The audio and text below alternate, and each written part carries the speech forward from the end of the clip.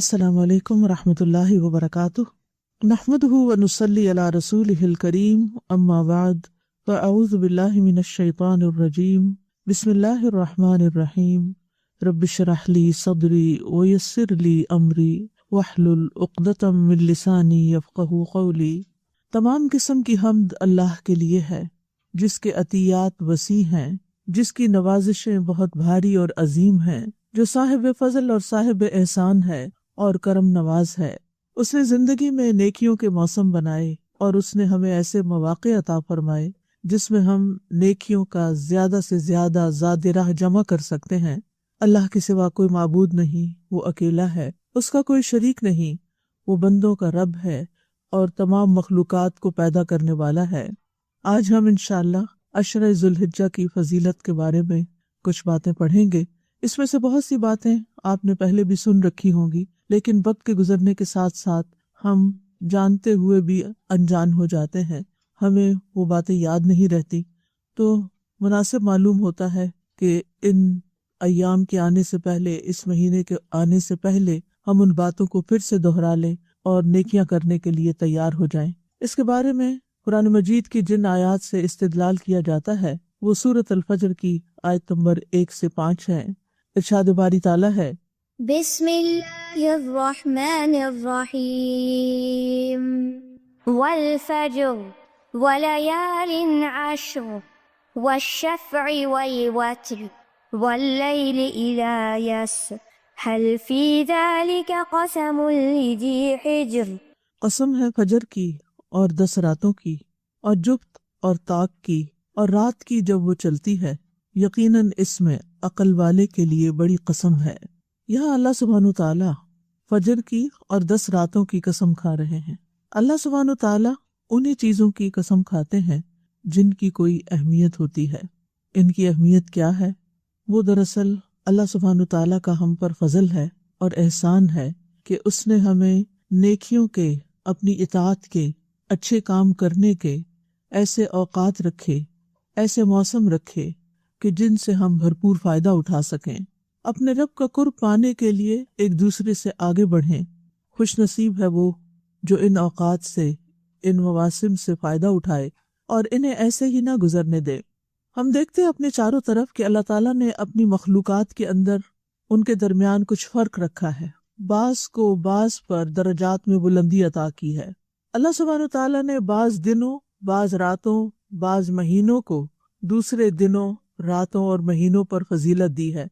तो अल्लाह सुब्हानहू ताला ने ज़ुल्हिज्जा के पहले 10 दिनों को दुनिया के बेहतरीन अय्याम करार दिया है और इन 10 दिनों में से कुर्बानी के दिन को सबसे अफजल बनाया है।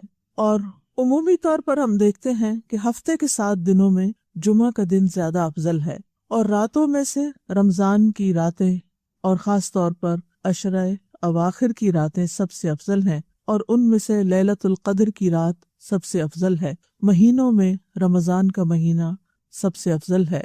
और जहाँ तक अशरा ज़ुल्हिज्जा का ताल्लुक है तो अल्लाह ताला ने इन 10 दिनों की कसम खाई क्योंकि ये अशरा नेकियों और अजर सवाब के एतबार से आम दिनों के मुकाबले में बहुत अहम है। सबसे पहले अल्लाह सुब्हानहू ताला ने फजर की कसम खाई है, वल फजर, क्योंकि फजर के वक्त दिन का आगाज हो रहा होता है, रोशनी फूट रही होती है। फिर उसके बाद रातों में से 10 रातों की यानी ज़ुल्हिज्जा की 10 रातों की कसम खाई है और फिर हर इवन और ऑड की कसम खाई है। इब्न कसीर कहते हैं कि 10 रातों से मुराद ज़ुल्हिज्जा का पहला अशरा है, जैसा कि इब्न अब्बास, इब्न जुबैर, मुजाहिद और उनके अलावा बहुत से उलमा ने यही बात कही है। इन 10 दिनों की फजीलत और इन 10 दिनों में अमल करना दिन और रात दोनों में आम है, यानी अरबी में रात का लफ्ज भूलकर सिर्फ रात मुराद नहीं ली जाती बल्कि उसमें दिन खुद बहुत शामिल हो जाता है। लेकिन अगर सिर्फ रात की बात की जाए तो वो रमजान की आखिरी 10 रातें जो हैं वो ज्यादा अफजल हैं इन दिनों से, और ज़ुल्हिज्जा के आखिरी दिन रमजान के आखिरी 10 दिनों से अफजल हैं क्योंकि ये दिन यौमुन नहर, यौम अरफा और यौम तरबिया पर मुश्तमिल हैं। कुरान मजीद में इन दिनों के बारे में एक और आयत भी मिलती है सूरत अल हज में, वयज़कुरुस्मल्लाहि फी अय्यामिम मालूमात, कि चंद मालूम दिनों में लोग अल्लाह का जिक्र करें اور ان ایام معلومات سے مراد بھی عشرہ ذوالحجہ ہے۔ یہ 10 دن حرمت والے مہینے کے 10 دن ہیں۔ جیسا کہ آپ جانتے ہیں کہ حرمت والے مہینے 4 ہیں، جن میں سے ایک ذوالحجہ بھی ہے، اور وہ ذوالحجہ کے 10 دن جو ہیں یہ حرمت والے دن بھی ہیں۔ فَلَا تَظْلِمُوا فِيهِنَّ أَنفُسَكُمْ، سو ان میں اپنی جانوں پر ظلم نہ کرو۔ یہ دن حدیث کے اعتبار سے بھی سب سے بہترین دنوں میں سے ہیں۔ رسول اللہ صلی اللہ علیہ وسلم نے فرمایا، دنیا کے دنوں میں افضل ترین دن عشرہ ذوالحجہ کے پہلے 10 دن ہیں۔ ان دنوں میں کیا گیا عمل سب سے افضل عمل ہے۔ نبی صلی اللہ علیہ وسلم نے فرمایا، ان دنوں میں کیے گئے عمل سے افضل کوئی عمل نہیں، یعنی عشرہ ذوالحجہ کے دنوں سے۔ ان دنوں میں کیا گیا عمل سب سے پاکیزہ عمل ہے۔ صحیح الترغیب کی روایت ہے، نبی صلی اللہ علیہ وسلم نے فرمایا، اللہ کے نزدیک ذوالحجہ کے 10 دنوں میں نیک اعمال کرنا بہت زیادہ پاکیزگی اور بہت بڑے ثواب کا باعث ہے۔ ان دنوں میں فرائض اور نوافل کا اجر بھی باقی دنوں کی نسبت بڑھ جاتا ہے، یعنی ان 10 دنوں میں جو بھی فرض اور نفل نماز آپ پڑھیں گے یا صدقہ خیرات کریں گے وہ عام دنوں کے مقابلے میں زیادہ اجر و ثواب پائے گا۔ ان دنوں میں اگر آپ روزے رکھتے ہیں تو سال کے باقی دنوں میں روزے رکھنے سے زیادہ افضل ہے۔ ابن عباس کہتے ہیں کہ نبی صلی اللہ علیہ وسلم نے فرمایا، جو عمل ان 10 دنوں میں کیا جائے اس کے مقابلے میں دوسرے دنوں کا کوئی عمل افضل نہیں ہے۔ لوگوں نے عرض کیا کہ آج جہاد بھی اس کے برابر نہیں؟ آپ نے فرمایا، جہاد بھی ان کے برابر نہیں، سوائے اس شخص کے جس نے اپنی جان اور اپنے مال کو خطرے میں ڈالا اور کوئی چیز واپس لے کر نہ لوٹا، یعنی وہ شہید ہو گیا وہیں پر۔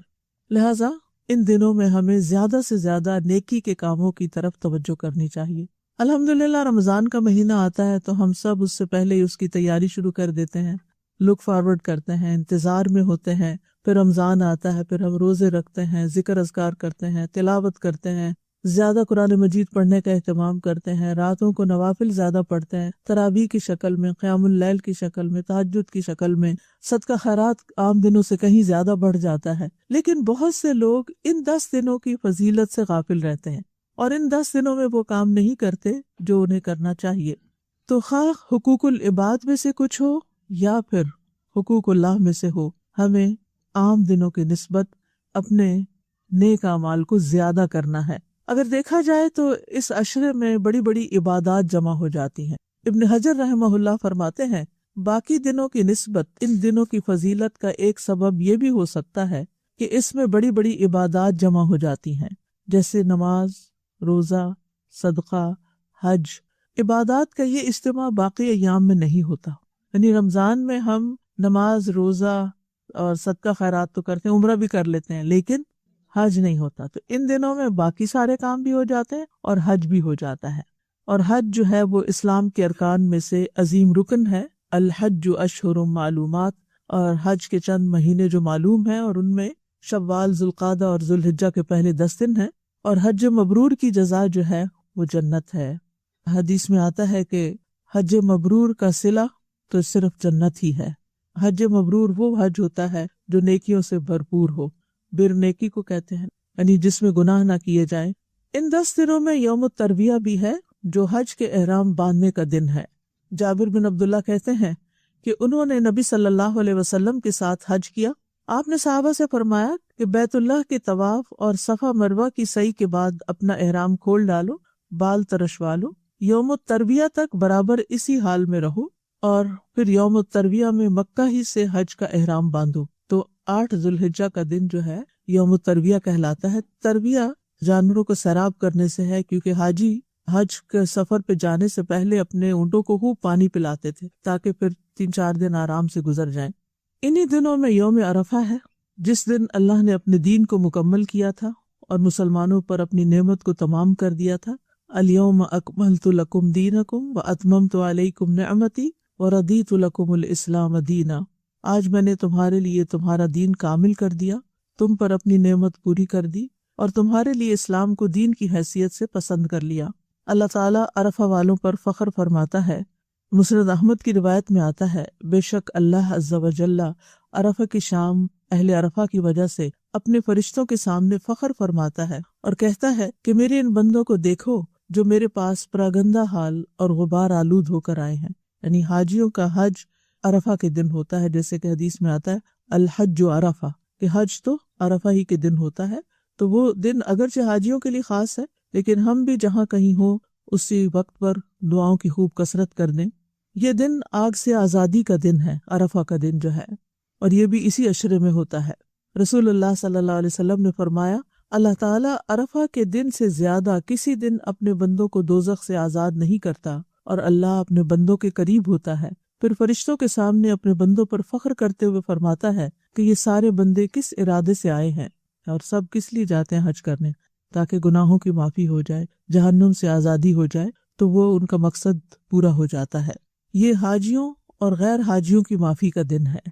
نبی صلی اللہ علیہ وسلم نے فرمایا، تمہارا دوپہر کے بعد عرفات میں کھڑے ہونا تو اللہ تعالیٰ آسمان دنیا پر نازل ہوتا ہے، پھر فرشتوں کے سامنے اپنے بندوں پر فخر کرتے ہوئے فرماتا ہے کہ میرے بندے میرے پاس کھلے اور گہرے راستے سے پراگندہ حالت میں آئے ہیں، جو میری رحمت اور جنت کے امیدوار ہیں۔ بس اگر تمہارے گناہ ریت کے ذروں یا بارش کے قطروں یا سمندر کی جھاگ کے برابر بھی ہوں تو میں انہیں بخش دوں گا۔ یعنی حج کا اتنا بڑا فائدہ ہے، اور ساتھ ہی فرمایا، میرے بندوں لوٹ جاؤ، تم بخش دیے گئے ہو، اور ان کی بھی مغفرت ہے جن کی تم نے سفارش کی۔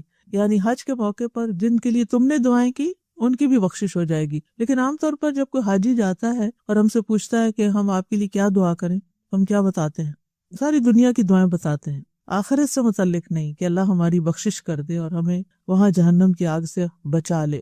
حاجی جو ہیں وہ عرفہ کا روزہ نہیں رکھتے، لیکن جو غیر حاجی ہیں، ہم لوگ ہیں جیسے، تو ہم عرفہ کا روزہ رکھیں گے، یعنی 9 ذی الحجہ کا، اور یہ 2 سال کے گناہوں کی معافی کا ذریعہ ہے۔ ابو قتادہ انصاری کہتے ہیں کہ آپ صلی اللہ علیہ وسلم سے عرفہ کے دن کے روزے کے بارے میں پوچھا گیا تو آپ نے فرمایا، گزرے ہوئے 1 سال اور آنے والے سال کے گناہوں کا کفارہ بن جاتا ہے۔ یعنی یہ روزہ پچھلے اور اگلے سال کے گناہوں کا کفارہ ہے۔ ان 10 دنوں میں مزدلفہ کی رات بھی ہے، حاجیوں کے لیے ہے، لیکن اس عشرے کی فضیلت کے طور پر بتا رہی ہوں۔ اور عرفات سے جب حاجی واپس لوٹتے ہیں تو رات مزدلفہ میں گزارتے ہیں، اور مزدلفہ کی رات جب نماز وغیرہ پڑھ کے سو جاتے ہیں، اس رات آرام کرنا ہوتا ہے، کیونکہ 10 تاریخ بہت مصروف ترین دن ہوتا ہے حاجیوں کے لیے، تو صبح کے وقت کثرت سے ذکر اذکار کرتے ہیں حاجی۔ اہل مزدلفہ کی فضیلت کیا ہے؟ بلال بن رباح رضی اللہ عنہ سے روایت ہے کہ نبی صلی اللہ علیہ وسلم نے مزدلفہ کی صبح ان سے فرمایا، اے بلال، لوگوں کو خاموش کراؤ۔ پھر فرمایا، بے شک اللہ نے تمہارے اس جمع ہونے میں یعنی مزدلفہ میں تم پر احسان فرمایا ہے کہ تمہارے نیکوکاروں کی وجہ سے تمہارے گناہگاروں کو بھی بخش دیا ہے، اور تمہارے نیکوکاروں نے جو مانگا انہیں عطا کر دیا ہے۔ یعنی جو نیک لوگ حج پر ہوتے ہیں اور مزدلفہ کی رات دعائیں کرتے ہیں، اللہ تعالیٰ سے بخشش مانگتے ہیں اپنے لیے، اپنے دوستوں کے لیے، اپنے رشتہ داروں کے لیے، تو ان کی دعائیں قبول ہوتی ہیں اور باقی لوگوں کی بھی بخشش ہو جاتی۔ تو آپ میں سے بھی جو حج پر جا رہا ہو وہ ہم سب کو ضرور یاد رکھے کہ اللہ تعالیٰ ہمارے گناہوں کو بھی معاف فرما دے۔ ان دنوں میں اللہ تعالیٰ کی عبادت کرتے ہوئے شیطان کو کنکریاں مارنے کا عمل بھی ہے، جو کہ 10 تاریخ کو شروع ہوتا ہے۔ نبی صلی اللہ علیہ وسلم نے فرمایا، تمہارا جمرات کو کنکریاں مارنا، بس تمہاری ہر کنکری مارنے کے بدلے ایک کبیرہ گناہ جو ہلاک کرنے والا تھا اس کا کفارہ ہو جاتا ہے۔ یعنی ہر کنکری کے بدلے ایک کبیرہ گناہ معاف ہوتا ہے، کہ اگر وہ معاف نہ ہوتا تو ہلاک کرنے والا ہوتا۔ نبی صلی اللہ علیہ وسلم نے فرمایا، جب تم کنکریاں مارو گے تو یہ قیامت کے دن تمہارے لیے نور ہوں گی، یعنی روشنی کا ذریعہ بنے گی۔ ان دنوں میں حج اکبر کا دن ہے، یعنی ان 10 دنوں کی فضیلت میں سے ایک یہ ہے کہ ان میں یوم النحر ہے۔ یوم النحر 10 تاریخ کو کہتے ہیں، یہ حج اکبر کا دن ہے، اور یہ بھی اللہ کے نزدیک سب دنوں سے زیادہ عظیم ہے۔ عبداللہ بن قرط فرماتے ہیں کہ رسول اللہ صلی اللہ علیہ وسلم نے فرمایا، اللہ کے نزدیک سب سے افضل دن یوم النحر یعنی 10 ذی الحجہ، اور اس کے بعد پھر یوم القر 11 ذی الحجہ ہے۔ حج میں قربانی کا کرنا بہترین عمل ہے، اور یہ صرف حج والوں کے لیے نہیں بلکہ جو لوگ حج پر نہیں جاتے ان کے لیے بھی ہے۔ ابو بکر صدیق رضی اللہ عنہ سے روایت ہے، وہ کہتے ہیں کہ رسول اللہ صلی اللہ علیہ وسلم سے سوال کیا گیا کہ کون سا حج افضل ہے؟ آپ نے فرمایا، لبیک پکارنا اور خون بہانا یعنی قربانی کرنا۔ ان 10 دنوں میں عید کا دن بھی آتا ہے، جو حاجیوں کے لیے بھی ہے اور ہم سب کے لیے بھی۔ یعنی آپ دیکھ رہے ہیں کہ ان 10 دنوں کے اندر کتنا کچھ اکٹھا ہو گیا۔ عقبہ بن عامر سے روایت ہے، وہ کہتے ہیں کہ رسول اللہ صلی اللہ علیہ وسلم نے فرمایا، یوم عرفہ، یوم نحر یعنی 10ویں ذی الحجہ قربانی کا دن، اور ایام تشریق یعنی 10ویں کے بعد کی جو عید کے 2 دن اور ہوتے ہیں۔ ایام تشریق ہم اہل اسلام کے عید کے ایام ہیں، یہ کھانے اور پینے کے دن ہیں۔ ان 10 دنوں کو غنیمت جاننا چاہیے۔ جو لوگ تو حج پہ جا رہے ہیں بہت ہی خوش قسمت ہے کہ وہ اپنے یہ 10 دن وہاں خوب عبادت کریں گے، کیونکہ وہاں تو کوئی اور کام نہیں ہوتا سوائے آرام کرنے کے اور عبادت کرنے کے۔ لیکن جو لوگ نہیں بھی جا پا رہے وہ پیچھے رہ کر ان دنوں میں خاص اہتمام کریں، بس ذوالحجہ سے لے کے عید کے دن تک۔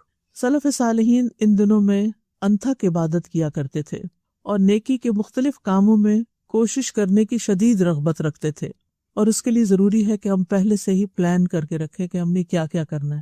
مثلا اگر آپ کی زکوٰۃ ڈیو ہے یا آپ نے کوئی خاص صدقہ خیرات کرنا ہے، کوئی خاص کسی جگہ پر یعنی اپنا حصہ ڈالنا ہے، تو وہ ان 10 دنوں کے اندر اگر آپ کریں گے تو اس کا اجر و ثواب باقی سارا سال کرنے سے کہیں زیادہ بہتر ہوگا۔ سعید بن جبیر کے بارے میں آتا ہے کہ جب یہ 10 دن شروع ہو جاتے تو اپنی طاقت سے بڑھ کر سخت محنت کرتے اور ان 10 دنوں کی عبادت کی بہت ترغیب دیتے اور کہتے ان 10 دنوں کی راتوں کو اپنے لیے دیے نہ بجھایا کرو، یعنی راتوں کو بھی جاگتے رہا کرو، شب بیداریاں کیا کرو، قرآن پڑھا کرو، عبادت کیا کرو۔ ابو عثمان نہدی کہتے تھے نیک لوگ صحابہ کرام و سلف صالحین 3 قسم کے دنوں کی تعظیم کرتے: رمضان کے آخری 10 دن، ذوالحجہ کے پہلے 10 دن اور محرم کے پہلے 10 دن۔ ان دنوں کو اللہ کی اطاعت اور تقرب سے آباد کرنا چاہیے، یعنی زیادہ سے زیادہ نیک اعمال کرنے کے لیے اپنے آپ کو تیار کر لینا چاہیے۔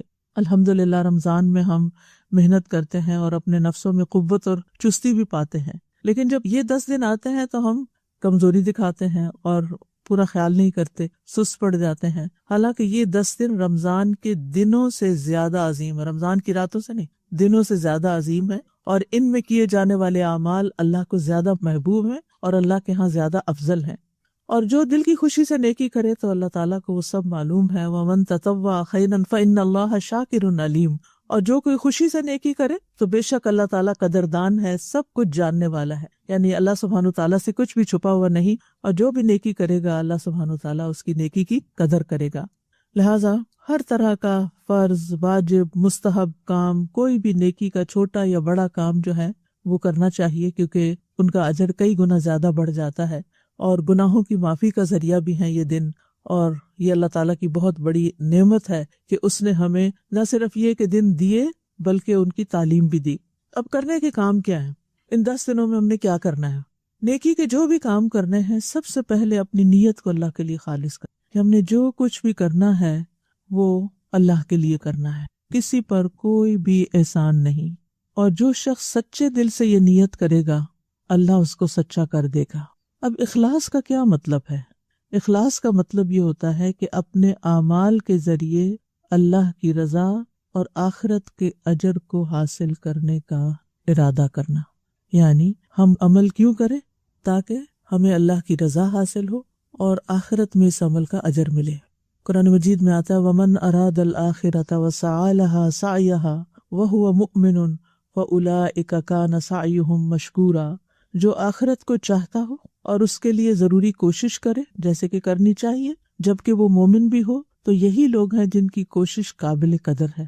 یعنی آخرت کے ارادے سے اگر آپ نیک کام کریں گے تو آپ کی کوششوں کی قدر کی جائے گی، اور اگر دنیا کے فائدے حاصل کرنے کے لیے یا دکھاوے کے لیے کچھ کریں گے تو پھر دنیا میں تھوڑا بہت مل جائے گا مگر آخرت کے لیے کچھ نہیں ہوگا۔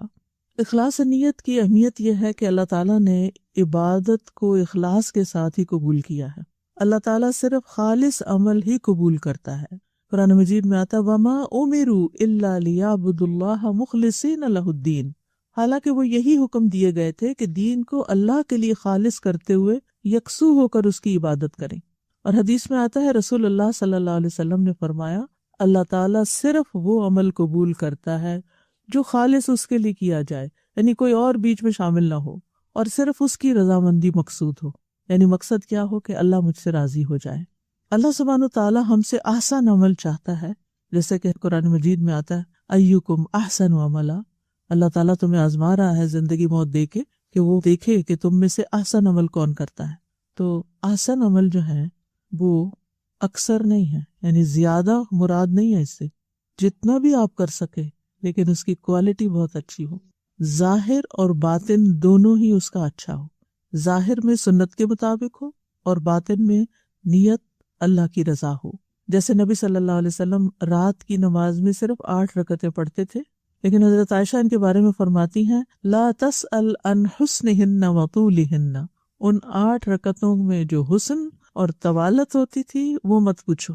ہمیں یہ ہوتا ہے کہ ہماری تعداد زیادہ ہو جائے، لیکن اس میں رکوع سجدے اور سکون سے اللہ کی عبادت کرنا وہ نہیں ہوتا. تو جب بھی نماز پڑھیں اس کے اندر خوبصورتی لائیں، اس کا ظاہر کا طریقہ اور انداز بھی درست ہو، اور پھر اس کے ساتھ ساتھ نیت صرف اللہ کی رضا کے لیے ہو. اور ہر نماز کے بعد پھر دعا بھی کریں ربی اعنی علی ذکرک و شکرک و حسن عبادتک، کہ اے میرے رب میری مدد فرما اپنے ذکر پر، اپنے شکر پر اور خوبصورت عبادت پر. ہم سب کو خوبصورتی پسند ہے نا، ہر چیز میں سے ہم کیا چاہتے ہیں؟ اچھی چیز ہمیں ملے.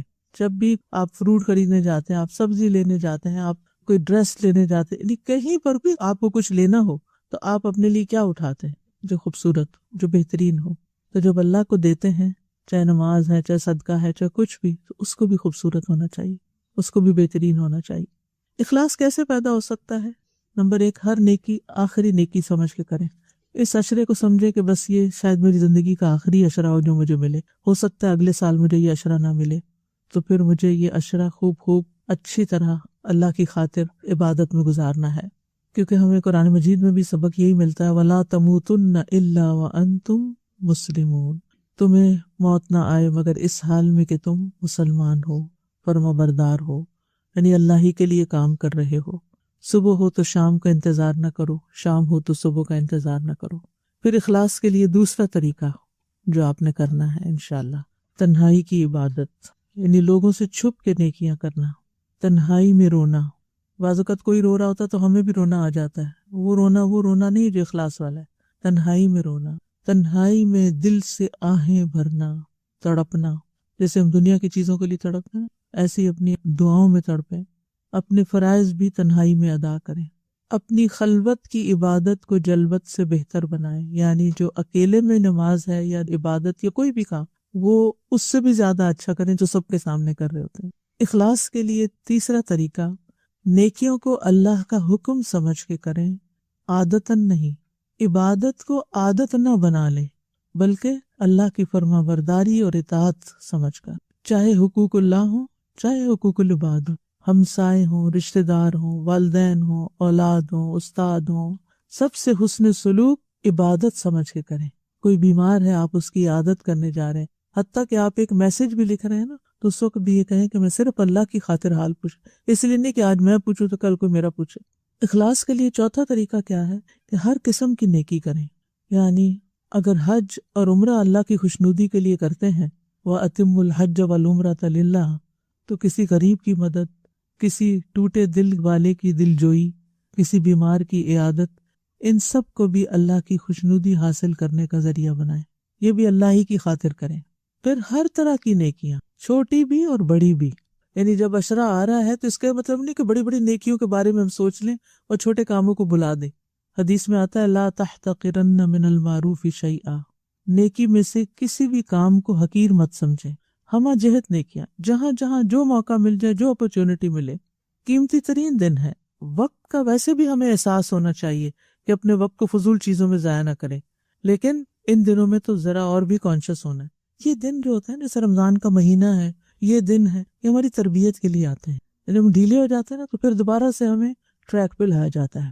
اب مثال کے طور پر اگر آپ قرآن پڑھ رہے تھے، پڑھتے پڑھتے آپ کو نیند آنے لگی، تو اب یہ نہیں کہ آپ اپنا سیل فون کھول کے ڈرامہ دیکھنا شروع کر دیں کہ میں تھوڑا سا ریلیکس ہو جاؤں، میری بوریت دور ہو جائے، بلکہ آپ وہاں سے اٹھ جائیں، تھوڑا سا چل پھر کے اللہ کا ذکر کر لیں، کوئی اور گھر کا کام کر لیں، کوئی صفائی کر لیں، کوئی کچھ کر لیں، یعنی کسی کی خدمت کر دیں، کوئی کچھ جو کرنے کے کام وہ کر کے پھر دوبارہ آ کے پڑھنا شروع کر دیں. کیونکہ اکثر ایسے ہوتا ہے جب ہم پڑھ رہے ہوتے ہیں تو ہم تھوڑا سا تھک جاتے ہیں، آنکھیں تھک جاتی ہیں، خود تھک جاتے ہیں، پھر نیند آنے لگتی ہے، تو پھر انسان سوچتا ہے کہ چلو کوئی ایسا کام کرو کہ نیند چلی جائے.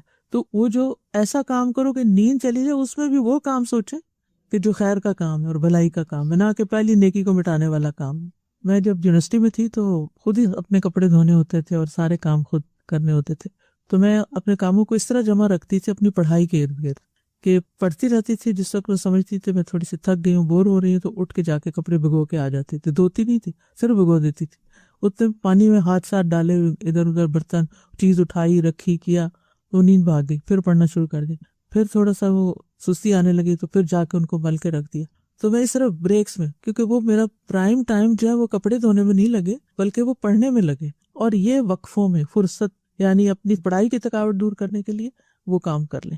تو اسی طرح نہانا دھونا بھی اور کمرے کی صفائی اور باقی چیزوں کی وہ بھی میں ایسے وقت میں کرتی تھی جب تھک جاتی تھی۔ اسی طرح جب آپ کو پتہ بیک ہوم بعض اوقات ہاتھوں سے کپڑے دھونے پڑتے ہیں اور فلی آٹومیٹک مشینیں نہیں ہوتی، تو اس میں ویک میں صرف ایک دن رات کو سونے سے پہلے دھوتی تھی تاکہ میں تھکوں تو سو جاؤں، اچھی سے نیند سو جاؤں۔ صبح نہیں دھونے، کیونکہ تھک کے تو سارا دن اور کوئی کام نہ ہو۔ یہ دیکھیں کہ آپ کی پرائرٹی کیا ہے، کون سا کام آپ کی زندگی میں زیادہ اہم ہے، اس کو سب سے زیادہ ٹاپ پر رکھیں، پہلے وہ کر لیں۔ ہم کیا کرتے ہیں، اچھا سارے کام کر کے پھر آرام سے نماز پڑھیں گے، وہ پھر آرام ہی ہو جاتا ہے، پھر نماز میں سونے لگ جاتے ہیں۔ اخلاص کا 5واں طریقہ، اپنی عبادت پر مطمئن نہ ہو، یعنی جو کر لیا اس کو کافی نہ سمجھیں، ان لوگوں سے اپنے آپ کو کمپیئر نہ کریں جو کچھ نہیں کر رہے۔ ہو سکتا ہے آپ کے ہسبینڈ گھر میں بیٹھ کے نیوز دیکھتے جائیں وہی بار بار ریپیٹڈلی تبصرے ادھر ادھر، اب آپ دیکھ کے کڑ رہے ہیں، اور آپ ایک دفعہ آتے ہیں کہتے ہیں بند کریں اس کو، عشرہ ذوالحجہ ہے۔ تو ٹھیک ہے، آپ پیمفلٹ لے جائیں گھر، ان کو پڑھنے کے لیے دے دیں، وہ آپ سے زیادہ سمجھدار ہے، ان کی اپنی چوائس ہے، اگر وہ کر لیں تو بہت اچھا ہے، لیکن اگر نہیں تو اپنا ٹیمپرامنٹ خراب نہیں کریں اور اپنی زبان سے کوئی ایسا لفظ نہیں نکالیں یا اپنا ایٹیٹیوڈ ایسا نہیں دکھائیں کہ جس کی وجہ سے گھر میں بدمزگی ہو۔ آپ اپنی عبادت میں لگ جائیں اور اس پر مطمئن نہ ہو۔ آپ ایسے لوگوں سے اپنے آپ کو کمپیئر کریں جو ہم سے آگے ہوں۔ اہل جنت بھی، جنت میں جانے والے بھی دنیا میں گزرے ہوئے ان اوقات پر حسرت کریں گے جو دنیا میں انہوں نے اللہ کے ذکر کے بغیر گزار دی۔ یعنی جب انہیں یاد آئے گا نا کہ فلاں وقت بھی تھا میرے پاس، تو چپ کر کے گاڑی چلا رہی تھی، اپنا منہ ہلا لیتی ساتھ اور ذکر کرتی جاتی، یا کوئی تلاوت سن لیتی، یا کوئی اور اچھی بات کر دیتی، یا کسی کی مدد کر دیتی۔ تو جنت میں بھی پہنچ کے ان کو حسرت ہوگی کہ ہم یہ اچھا کام کر لیتے تو آج اس سے بھی اوپر کے درجوں میں ہوتے، لیکن وہاں رہ کے تو نہیں بڑھیں گے، وہ تو دنیا میں ہی بڑھا سکتے ہیں۔ والذین یؤتون ما آتوا وقلوبهم وجلة انہم الی ربہم راجعون، اور جو لوگ دیتے ہیں جو کچھ بھی وہ صدقہ دیتے ہیں جبکہ ان کے دل لرزتے ہیں اس بات سے کہ بے شک وہ اپنے رب کی طرف لوٹنے والے ہیں۔ پھر سچی توبہ کرنا، کیوں؟ یعنی کرنے والے کاموں میں پہلے تو اپنی نیت خالص کر لی، ٹھیک ہے اللہ کے لیے کرنا سب۔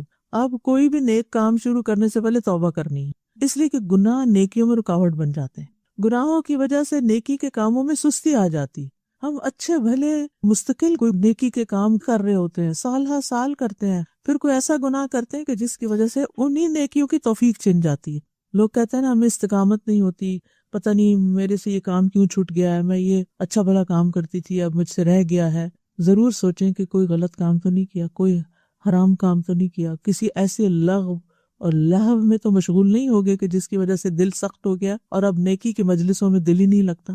تو اس لیے سابقہ گناہوں پر یا جو موجودہ کر رہے ہیں، چاہے وقت ضائع کرنا ہے، چاہے فضول چیزیں دیکھنا ہے یا غیر ضروری کاموں میں مصروف ہونا ہے جو کہ ہماری آخرت میں کوئی فائدہ نہیں دینے والے، تو ان پر توبہ کریں، اللہ سے معافی مانگیں اور واپس پلٹیں۔ یعنی سابقہ گناہوں پر ندامت، پھر جو کر رہے ہیں ان کو چھوڑنا اور آئندہ نہ کرنے کا پکا عہد کرنا۔ اور ویسے بھی اللہ تعالیٰ ہم سب کو ہی حکم دیتے ہیں وَتُوبُوا إِلَى اللَّهِ جَمِيعًا أَيُّهَا الْمُؤْمِنُونَ لَعَلَّكُمْ تُفْلِحُونَ، تم سب اللہ کے حضور توبہ کرو اے ایمان والو تاکہ تم فلاح پا سکو۔ یعنی کامیاب ہونے کے لیے توبہ استغفار ضروری ہے۔ وَسَارِعُوا إِلَى مَغْفِرَةٍ مِّن رَّبِّكُمْ وَجَنَّةٍ عَرْضُهَا السَّمَاوَاتُ وَالْأَرْضُ وَأُعِدَّتْ لِلْمُتَّقِينَ، اور ایک دوسرے سے بڑھ کر اپنے رب کی بخشش کی طرف دوڑو اور اس جنت کی طرف دوڑو جس کی چوڑائی آسمانوں اور زمین کے برابر ہے، ڈرنے والوں کے لیے تیار کی گئی ہے۔ حدیث میں آتا ہے ہر انسان خطا کار ہے اور بہترین خطا کار وہ ہیں جو توبہ کرنے والے ہیں۔ علامہ ابن قیم کہتے ہیں توبہ کی منزل سب سے پہلی، درمیانی اور سب سے آخری منزل ہے، پس بندہ اس سے علیحدہ نہیں ہو سکتا، اس کو اپنی موت تک اسی میں قائم رہنا چاہیے۔ اگر وہ کسی اور منزل کی طرف کوچ کرتا ہے تو وہ توبہ کی منزل سمیت کوچ کرے گا اور اسی کے ساتھ پڑاؤ کرے گا۔ توبہ بندے کا آغاز اور اس کی انتہا ہے۔ توبہ کی بندے کو آخری عمر تک، آخری دن تک ضرورت رہتی ہے، جیسے ابتدا میں ضرورت ہے ویسے ہی آخر میں بھی۔ یعنی ہر بندہ خطا کار ہے نا، تو جوان ہو تب بھی توبہ کرے۔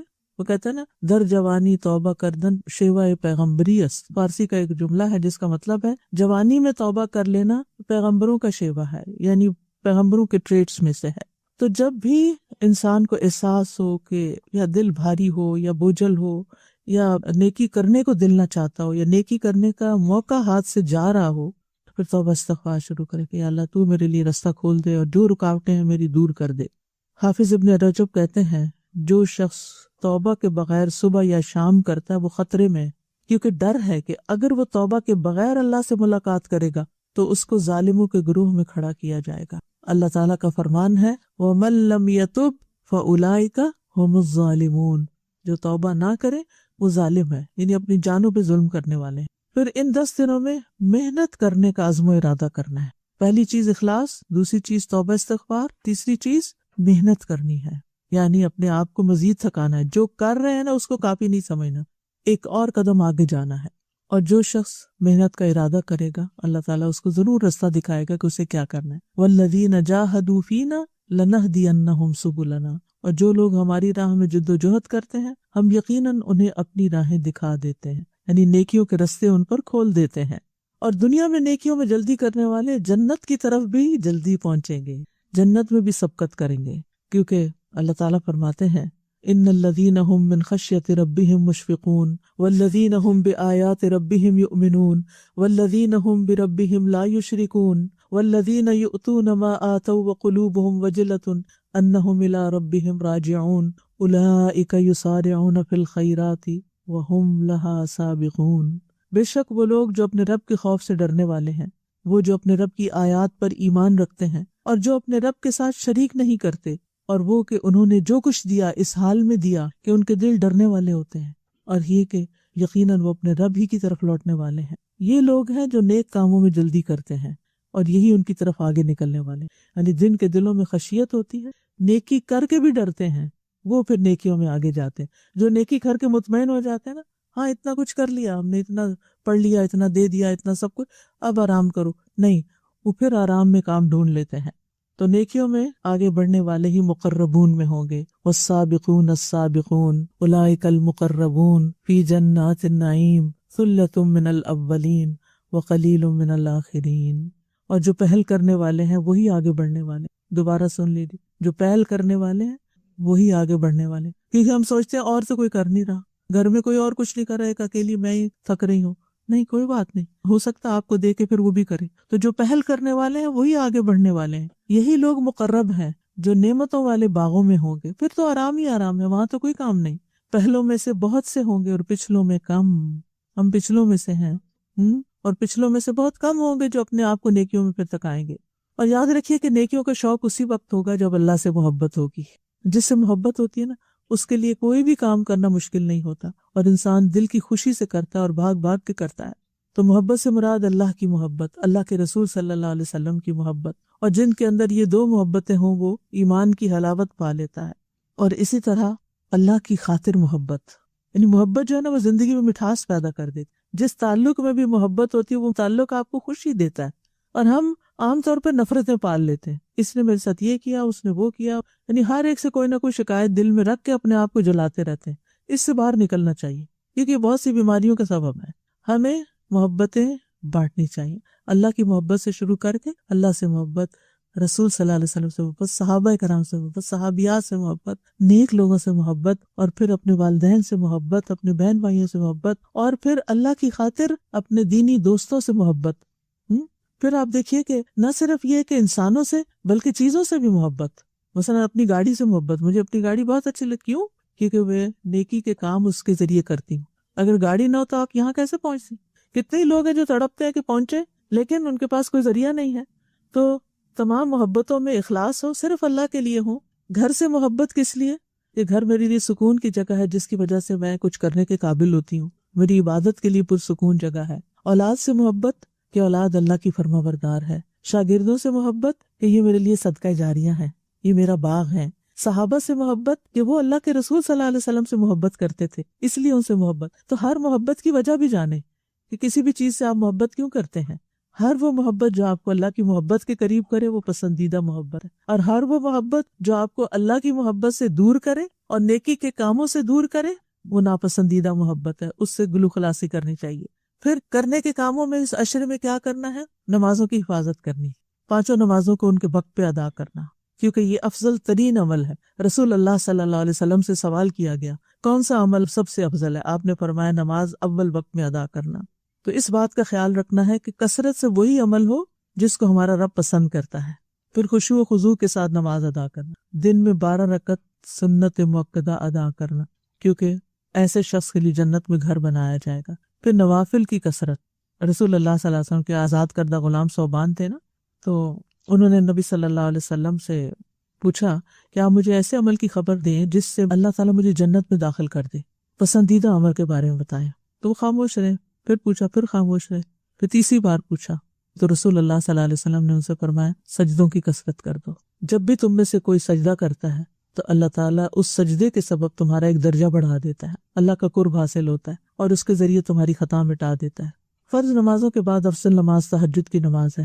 آئی نو کہ راتیں چھوٹی ہیں، لیکن پھر بھی کوشش کرنی ہے کہ اٹھ سکیں، اور اگر نہیں اٹھ سکتے تو رات کو عشاء کی نماز کے بعد ایکسٹرا نوافل پڑھ لیں۔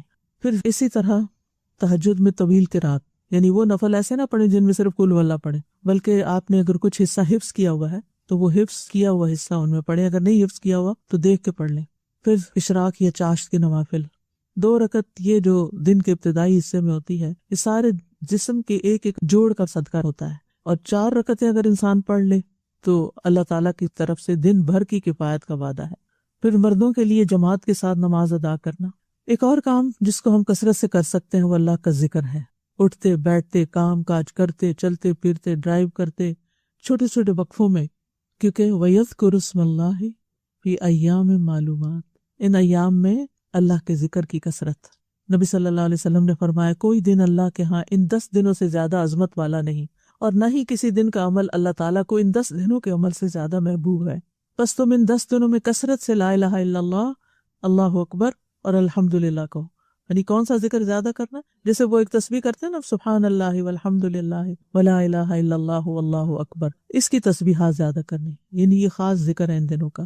نبی صلی اللہ علیہ وسلم نے فرمایا کیا میں تمہیں بہترین عمل نہ بتاؤں جو تمہارے مالک کے نزدیک اچھا اور پاکیزہ ہے، تمہارے درجات کی بلندی کا سبب ہے، سونا چاندی خرچ کرنے سے بہتر ہے، اللہ کی راہ میں جہاد کرتے ہوئے تمہارے کفار کی گردنیں مارنے اور ان کے تمہاری گردنیں مارنے سے بھی افضل ہے۔ صحابہ نے عرض کیا کیوں نہیں؟ فرمایا اللہ کا ذکر، اور اس میں تو کچھ مشکل نہیں، یعنی کسی بھی کام میں آپ کی ہمت طاقت لگتی ہے، ذکر کرنے میں تو کچھ بھی مشکل نہیں لگتی، لیکن بس ہمیں عادت نہیں ہوتی نا، ہم غور کریں، کہیں چپ کر کے بیٹھے، کیا مشکل ہے، زبان ہلاتے رہے ساتھ ساتھ۔ رسول اللہ صلی اللہ علیہ وسلم نے فرمایا بہترین عمل یہ ہے کہ جب تم دنیا سے رخصت ہو تو تمہاری زبان اللہ کے ذکر سے تر ہو، یعنی آپ ہسپتال میں ہیں، آپ بیڈ پہ لیٹے ہوئے ہیں، زبان ہلتی رہے، لیکن یہ انہی کی ہلے گی جن کو عام دنوں میں ذکر کی عادت ہو، اور پھر ذکر کرنے والے جہاں وہ سب سے سبقت لے جائیں گے، وَلَذِكْرُ اللَّهِ أَكْبَرُ، کیونکہ اللہ کا ذکر سب سے بڑی چیز ہے۔ اور ویسے بھی جب آپ اللہ کا ذکر کرتے ہیں، اللہ کو یاد کرتے ہیں، تو اللہ تعالیٰ آپ کو یاد کرتے ہیں، اور پھر ذکر کرتے ہوئے آپ کوئی برا کام نہیں کر سکتے، کوئی حرام کام نہیں کر سکتے، وہ برائی اور بے حیائی سے آپ کو روکتا ہے۔ لہٰذا ان دنوں میں کرنے کے کام کیا ہیں کہ کثرت سے تسبیحات، تکبیرات، اللہ کی حمد بیان کرنا، صبح و شام کے اذکار، استغفار کی کثرت، درود شریف پڑھنا، مقبول اوقات میں دعائیں کرنا، خصوصاً عرفہ کے دن نئی دعائیں اور اذکار زبانی یاد کرنا، پھر کثرت سے تکبیرات پڑھنا، یعنی اللہ اکبر کی کثرت۔ اور اگر آپ کو بھول جاتا ہے نا تو آپ جیسے یوٹیوب پر بہت اچھی اچھی تکبیرات ہیں، کوئی بھی کھول کے موبائل کے اوپر لگا چھوڑیں تو اس سے یہ کہ گھر والوں کو بھی یاد آ جائے گی کہ تکبیرات پڑھنا ہے۔ ایک دفعہ تو دن میں ضرور یہ عمل کریں کہ تکبیرات لگائیں۔ یعنی ذی الحجہ کے 10 دنوں میں ذکر کی تمام قسموں میں سے خاص ترین ذکر جو ہے وہ تکبیر کہنا ہے، اللہ اکبر، اللہ سب سے بڑا ہے، کیونکہ تکبیر کہنا عظمت والے رب کا ذکر کرنا ہے۔ تکبیر عظیم عبادت ہے، اللہ نے اپنے بندوں کو اس ذکر کی دعوت دی اور رغبت دلائی ہے۔ قرآن مجید میں آتا ہے وَرَبَّكَ فَكَبِّرْ، اپنے رب ہی کی پس بڑائی بیان کرو، وَكَبِّرْهُ تَكْبِيرًا، اور اس کی بڑائی بیان کرو، خوب بڑائی بیان کرنا۔ تکبیر کہنا کیا ہے؟ جیسے حضرت علی رضی اللہ عنہ نے اس کی وضاحت کی ہے، اللہ شان میں بہت بڑا ہے، وہ سلطنت اور اقتدار میں عظیم ہے، وہ سب سے بڑا ہے، وہ ذات جس کے سامنے ہر چیز حقیر ہے، ہر چیز اس کے سامنے چھوٹی ہے۔ یعنی جب آپ اللہ اکبر کہہ دیتے ہیں تو پھر ہر چیز سے بڑا اس کو مان لیا، وہ آپ کی مصروفیات، آپ کے کام، آپ کے مال، آپ کی زندگی، آپ کے ازواج، آپ کی اولاد، آپ کے والدین اور آپ کی ہر چیز سے بڑا ہے، ہر کام سے بڑا ہے، ہر چیز سے بڑا ہے۔ تو عشر ذی الحجہ میں جو چیز سیکھنے کا لیسن ہے وہ کیا کہ آپ کے دل میں اللہ کی بڑائی بیٹھ جائے، سال بھر کے لیے بلکہ زندگی بھر کے لیے، کہ اللہ ہی سب سے بڑا ہے۔ اور ویسے بھی ہم سب کو ضرورت ہے اس بات کو جاننے کی کہ اللہ سب سے بڑا ہے، کیونکہ جب ہم اللہ کو بڑا مان لیں گے نا تو بہت سے مسائل خود ہی حل ہو جائیں گے۔ کیونکہ وہ ہماری پریشانیوں سے بڑا ہے، ہمارے خوف اور ڈر سے بڑا ہے، گناہوں سے بڑا ہے، ہمارے نیک اعمال سے بڑا ہے، ہماری رغبتوں اور خواہشوں سے بڑا ہے، جن سے ہمیں خوف ہے یا جو ہمارے دشمن ہیں یا جو ہمارے حاسد ہیں ان سب سے بڑا ہے، ہمارے خلاف چالیں چلنے والوں سے بڑا ہے، سب سے بڑا ہے وہ، لہٰذا اسی کی طرف رجوع کرنا ہے۔ اور پھر یہ کہ جن لوگوں سے ہمیں امید ہوتی ہے ہمیں کوئی فائدہ پہنچائیں گے یا ان سے ہماری کچھ مصلحتیں ہوتی ہیں، ان سے بھی بڑا ہے۔ جب ہم اللہ کو بڑا مان لیتے ہیں نا تو پھر مایوسی نہیں آتی ہمارے نزدیک۔ اور جب کسی انسان کے رویے سے شکایت ہوتی ہے تو ہم کہتے ہیں انسان ہے نا، کمزور ہے، اس لیے اس سے تو یہی ایکسپیکٹڈ تھا۔ اللہ سب سے بڑا ہے نا، اللہ ہر عیب سے پاک ہے۔ اور پھر یہ کہ جب اللہ کو بڑا مان کے آپ کسی کام کا ارادہ کریں گے تو اللہ کی مدد بھی آئے گی، اور وہ چیز جو آپ چاہتے ہیں آپ کی طرف خود دوڑتی ہوئی آئے گی۔ اور پھر اللہ بڑا ہے نا، وہ آپ کو لوگوں پہ ڈیپینڈنٹ نہیں کرے گا، آپ کو کسی کا محتاج نہیں کرے گا۔ تو اللہ کی بڑائی بیان کر رہے ہیں، اور حدیث میں آتا ہے مسند احمد کی، واللہ اکبر تملأ ما بین السماء والارض، اللہ اکبر کہنا زمین اور آسمان کے درمیان ساری فضا کو بھر دیتا ہے، آسمان کے دروازے کھل جاتے ہیں۔ نبی صلی اللہ علیہ وسلم کے ساتھ صحابہ نماز پڑھے تھے تو ابن عمر کہتے ہیں کہ جماعت میں سے ایک آدمی نے کہا اللہ اکبر کبیرہ والحمد للہ کثیرہ وسبحان اللہ بکرۃ واصیلا۔ تو نماز کے بعد آپ نے پوچھا کہ یہ کلمات کس نے کہے، کون ہے یہ؟ تو ایک شخص نے کہا کہ اللہ کے رسول صلی اللہ علیہ وسلم میں ہوں۔ آپ نے فرمایا مجھے تعجب ہوا کہ اس کے لیے آسمان کے دروازے کھولے گئے، یعنی اس نے ایک کلمہ پڑھا آسمان کے دروازے کھولے گئے۔ ابن عمر کہتے ہیں کہ اس کے بعد میں نے ان کلمات کو کبھی چھوڑا ہی نہیں، ہر نماز میں پڑھی۔ تو جب آپ سبحانک اللہ پڑھتے ہیں نا، ساتھ یہ بھی پڑھ لیا کریں۔ صحابہ اور تابعین بھی ان ایام میں کثرت سے تکبیرات پڑھتے۔ حضرت ابن عمر اور ابو ہریرہ ان 10 دنوں میں بازار کی طرف نکل جاتے، دونوں تکبیرات پڑھتے، لوگ ان کی تکبیر سن کر تکبیر کہتے، اور محمد بن علی نفل نمازوں کے بعد بھی تکبیر کہتے تھے۔ ویسے بھی ہم سلام پھیر کے اللہ اکبر تو کہتے ہیں، لیکن پھر زیادہ ریپیٹ کر سکتے۔ پھر یہ ہے کہ خواتین بھی تکبیرات پڑھتی تھی۔ عمر رضی اللہ عنہ منا میں اپنے خیمے کے اندر تکبیر کہتے تو مسجد میں موجود لوگ سنتے، وہ تکبیر کہتے، ان کو سن کے بازار والے سنتے، وہ تکبیر کہتے۔ سارا منا اس زمانے میں بغیر لاؤڈ سپیکر کے تکبیرات سے گونج اٹھتا تھا۔ آج آپ دیکھتے ہیں حاجی جاتے ہیں، کوئی تکبیرات نہیں پڑھ رہا ہوتا اور کوئی کچھ نہیں کر رہا ہوتا۔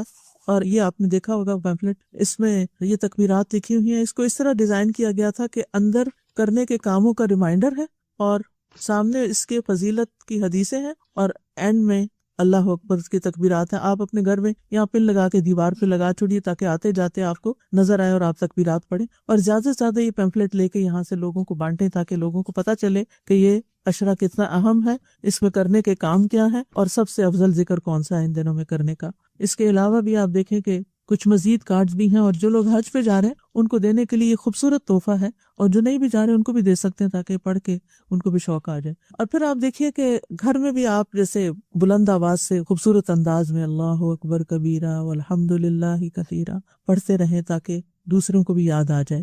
اور تکبیرات کے مسنون الفاظ مختلف طرح کے ہیں، لیکن اگر باقی نہیں بھی آتے تو جو ہم کلاس میں پلے کرتے ہیں یہ تو سبھی کو آتے ہیں، یہ تو آپ پڑھ ہی سکتے ہیں۔ اللہ اکبر لا الہ الا اللہ واللہ اکبر وللہ الحمد۔ پھر یہ کہ ان دنوں میں خوب خوب دعائیں مانگنی ہیں، جب جب کوئی نیکی کرے ساتھ دعا مانگے، اور قبولیت کے اوقات میں رات کے آخری پہر میں دعاؤں اور استغفار کا اہتمام، پھر دوسروں کے لیے بھی دعائیں، زندوں کے لیے بھی اور مردوں کے لیے بھی، اپنے تمام رشتہ داروں کے لیے۔ ہمارے پاس اپنے خاندان کا شجرہ نسب ہے اوپر سے نا، تو میں کبھی کبھی دیکھتی ہوں، اس کو دیکھتے تو کہتا ہے یہ سارے فوت ہو گئے ہیں، ان کو تو پتہ ہی نہیں کہ ہم کون ہیں، لیکن ہمیں پتہ یہ کون ہے۔ تو ان سب کو دعائیں چاہیے ہوگی نا، کیونکہ وہ فوت ہو گئے، ان کی اولاد وہ سارے ہی فوت ہو گئے، ابھی ہم زندہ ہیں اپنی باری میں، تو ہم ان سب کے لیے دعا کریں۔ تو اپنے تمام آباء و اجداد کے لیے، اوپر تک ہیں، سب کے لیے دعا، سب مومنوں کے لیے۔ لیکن ہوتا ہی ہے نا، جب آپ بچوں کو الگ خاص کرتے ہیں، دوستوں کو خاص کرتے ہیں، اپنے پیرنٹس کو خاص کرتے ہیں، رشتہ داروں کو خاص کرتے ہیں، تو اس دعا میں ایک اور ہی لطف آ جاتا ہے، اپنے استادوں کے لیے، اپنے شاگردوں کے لیے، سب مسلمانوں کے لیے۔ قرآن کی تلاوت کثرت سے کریں، یعنی ان 10 دنوں میں اللہ سے تجارت کریں، اور ہر حرف پہ 10 نیکیاں ہیں، اور نفلی اعمال میں سب سے افضل عمل ہے تلاوت قرآن کی کثرت۔ غموں کا علاج ہے، سکون کا ذریعہ ہے، اور اگر ہو سکے تو ان 10 دنوں میں ایک پورا قرآن ختم کر لیں، اگر ممکن ہو تو۔ پیچھے لگ جائے تو انسان پر اٹھتے بیٹھتے کر ہی لیتا ہے۔ پھر یہ ہے کہ اپنے فارغ اوقات میں تلاوت ضرور سنیں، مختلف قراء کی، اپنے حفظ کی دہرائی کر لیں، نئی صورتیں کچھ حفظ کر لیں، قرآن مجید کا ترجمہ تفسیر پڑھیں، کلاسز اٹینڈ کریں، معنی پر غور و فکر کریں، دوسروں تک قرآن کا پیغام پہنچائیں، اپنے گھروں میں کلاسز کریں، اپنے نیبرز کو 2-3 لوگ مل کے قرآن کلاس شروع کر لیں، خود پڑھا سکتے ہیں تو ترجمہ پڑھائیں، یاد کریں، حفظ کروائیں، تجوید آتی ہے تو وہ سکھائیں، اور اگر نہیں تو ساتھ ہی کوئی آڈیو کیسٹ لگا کے جیسے فہم القرآن کی پورے قرآن کا ترجمہ گزار لیں. تو گھر گھر کو قرآن مرکز ہونا چاہیے، کیونکہ بعض اوقات اگر آپ نکل نہیں سکتے تو پھر ہوتا کیا ہے کہ قرآن سے تعلق ختم ہے. اور اتنی بڑی فضیلت ہے کہ وَمَجْتَمَعَ قَوْمٌ فِي بَيْتٍ مِّن بُيُوتِ اللَّهِ يَتْلُونَ كِتَابَ اللَّهِ وَيَتَدَارَسُونَهُ بَيْنَهُمْ إِلَّا وَنَزَلَتْ عَلَيْهِمُ الرَّحْمَةُ، کہ جب بھی اللہ کے گھروں میں سے کسی گھر میں لوگ جمع ہوتے ہیں اور اللہ کی کتاب پڑھتے اور پڑھاتے ہیں تو ان پر رحمت نازل ہوتی ہے، فرشتے ان کو ڈھانپ لیتے اور سکینت ان پہ چھا جاتی ہے. تو حفتہم الملائکہ، تو ضروری ہے کہ ہم اس طرف بھی توجہ کریں کہ اجتماعی عبادت کریں سب کے ساتھ میں، کچھ انڈیویجولز ہوں گی اور کچھ جمع. پھر صدقے کی کثرت عام دنوں سے زیادہ، اگر زکوٰۃ دینی ہے تو وہ ان دنوں میں حساب کر کے دے دیں، اور نفلی صدقات بھی، کیونکہ صدقہ بری موت سے بچاتا ہے، گناہوں کو گرا دیتا ہے، رب کے غضب کو بجھا دیتا ہے، برکت کا ذریعہ بنتا ہے، مال میں اور رزق میں اضافے کا ذریعہ بنتا ہے. اور ان دنوں میں کیا جانے والا صدقہ باقی دنوں سے زیادہ فضیلت والا ہوتا ہے. لہٰذا ہر روز کچھ نہ کچھ صدقہ کرنا ہے، چاہے کیش میں چاہے کائنڈ میں.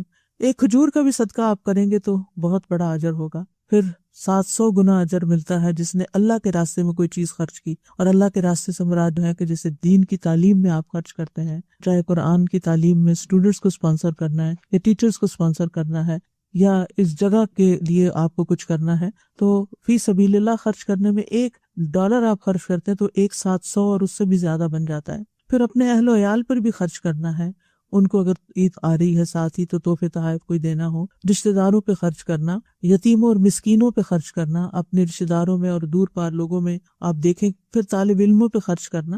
انس بن مالک کہتے ہیں کہ نبی صلی اللہ علیہ وسلم کے زمانے میں 2 بھائی تھے، ایک نبی صلی اللہ علیہ وسلم کی خدمت میں آتا اور تعلیم حاصل کرتا، اور دوسرا بھائی کماتا. چنانچہ کمانے والے بھائی نے اپنے دوسرے بھائی کے بارے میں نبی صلی اللہ علیہ وسلم سے شکایت کی تو آپ نے فرمایا شاید کہ تم اس کی وجہ سے رزق دیے جاتے ہو، یعنی یہ مت سوچو کہ جو تعلیم حاصل کر رہا ہے وہ بیکار ہے اور اس کے کرنے کا کوئی کام نہیں اور تم زیادہ نیکی کر رہے ہو سکتا ہے کہ تم اس پہ خرچ کرتے ہو تو اس کی وجہ سے تمہارے مال میں اضافہ ہے. اسی طرح اپنی زائد و ضرورت چیزیں جو ایکسٹرا ہیں وہ بھی گھر سے آپ نکال سکتے ہیں. پھر روزے رکھنا، اور خصوصاً 9 ذی الحجہ کا روزہ رکھنا، یوم عرفہ کا روزہ، کیونکہ نبی صلی اللہ علیہ وسلم نے فرمایا میں اللہ سے امید کرتا ہوں کہ وہ گزشتہ 1 سال اور آئندہ 1 سال کے گناہوں کا کفارہ ہو جائے گا. زیادہ سے زیادہ نفلی روزے، جو تو 9 دن کے پورے روزے رکھ سکتے ہیں وہ سارے ہی رکھ لیں، اور جن کو نہیں تو وہ منڈے تھرسڈے کا روزہ رکھ لیں، یا اگر قضا روزے آپ کے رہتے ہیں اور رمضان میں پورے نہیں ہوئے تو وہ آپ رکھ سکتے ہیں. پھر صلہ رحمی کرنا، والدین کو یاد کرنا، اگر زندہ نہیں تو ان کی طرف سے کچھ صدقہ کرنا. پھر خدمت خلق کے کام کرنا، اور پھر صلہ رحمی میں رشتہ داروں کا حال چال پوچھنا، جو بیمار ہیں ان کا خیال کرنا، یا تو وزٹ کرنا یا فون کرنا یا ان کی ضروریات پوچھنا یا ان کی ضروریات پوری کرنا، کیونکہ صلہ رحمی جو ہے یہ جنت میں لے جانے والا عمل ہے. نبی صلی اللہ علیہ وسلم نے فرمایا سلام پھیلاؤ، اچھی گفتگو کرو، صلہ رحمی کرو، یعنی رشتہ داروں سے جوڑ کے رکھو، اور راتوں کو جب لوگ سو رہے ہوں تو قیام کرو، تم سلامتی کے ساتھ جنت میں داخل ہو جاؤ گے. پھر پڑوسیوں کی خبرگیری کرنا، ضرورت مندوں کی مدد کرنا، سلام کو عام کرنا، دین کی تعلیم اور تبلیغ کے کاموں میں حصہ لینا، اور اجتماعی بھلائی کے کاموں میں والنٹیئر کرنا. پھر کچھ نہ کرنے کے کام ہیں اور ان میں گناہ اور نافرمانیوں سے بچنا، یعنی اگر آپ کو کوئی عادت پڑی ہوئی ہے کوئی لغو یا فضول کام کرنے کی، یا کسی حرام میں کسی طرح سے آپ مبتلا ہو گئے ہیں تو ان سب چیزوں سے توبہ کر کے ان کو چھوڑ دیں. فَلَا تَظْلِمُوا فِيهِنَّ أَنفُسَكُمْ. پھر نبی صلی اللہ علیہ وسلم کی سنتوں کو زندہ کرنا، اطاعت والے کام کرنا، اپنی زبان کی حفاظت خاص طور پر کرنا. اور نبی صلی اللہ علیہ وسلم نے فرمایا خوشخبری ہے اس کے لیے جس نے اپنی زبان پہ قابو پا لیا اور اس کے گھر نے اسے کشادگی دی، یعنی گھر میں رہنا اس کو اچھا لگا اور وہ اپنے گناہ پر رویا. پھر اپنے اوقات کو ضائع ہونے سے بچانا، زیادہ سونا نہیں، لہو اور لغو میں نہیں پڑنا، سوشل میڈیا پہ بہت زیادہ وقت ضائع نہیں کرنا، کیونکہ قرآن مجید میں آتا ہے قد افلح المؤمنون الذین هم فی صلاتهم خاشعون والذین هم عن اللغو معرضون. یقیناً کامیاب ہو گئے وہ مومن جو اپنی نماز میں عاجزی کرنے والے ہیں، وہی جو لغو کاموں سے منہ موڑنے والے ہیں. ومن حسن اسلام المرء ترکہ ما لا یعنی، لا یعنی فضول بیکار چیزوں کو اپنی زندگی سے نکالنا ہے. اور خاص طور پر یہ ہے کہ قربانی ضرور کرنی ہے اگر توفیق ہے، استطاعت ہے، کیونکہ یہ ان دنوں کا عظیم ترین عمل ہے. اور نبی صلی اللہ علیہ وسلم نے حج کے موقع پر کتنی قربانیاں کی تھی؟ 100 اونٹ، بکریاں بھی نہیں، 100 اونٹ سے. قربانی کا لفظ جو ہے نا یہ قرب سے ہے کہ اس سے اللہ کا قرب حاصل ہوتا ہے. لوگ پوچھتے ہیں ہم زکوٰۃ نہیں دیتے کیا ہم قربانی کر لیں، ہمارے پاس قرضہ ہے کیا اور قربانی کر لیں؟ یہ باتیں نہیں پوچھنے کی. آپ یہ دیکھیں کہ آپ کے اندر اگر حیثیت ہے ایک جانور قربان کرنے کی، حصہ ڈالنے کی، تو بس ڈال دیں. کیونکہ آپ نے اللہ کا قرب حاصل کرنا ہے اور غریبوں تک گوشت پہنچانا ہے. اور صحابہ جو تھے وہ اس کا بہت اہتمام کیا کرتے تھے. نبی صلی اللہ علیہ وسلم نے فرمایا تمہارا قربانی کرنا یہ تمہارے لیے تمہارے رب کے پاس ذخیرہ کر دی جاتی ہے. اور پھر عید کے دن کی سنتوں پر عمل کرنا، عید کی نماز کا اہتمام کرنا، عید کی نماز کہیں نہ کہیں ضرور پڑھیں، عزیز و اقارب سے ملاقات کریں، اور قربانی کا گوشت خود بھی کھانا اور دوسروں کو بھی کھلانا.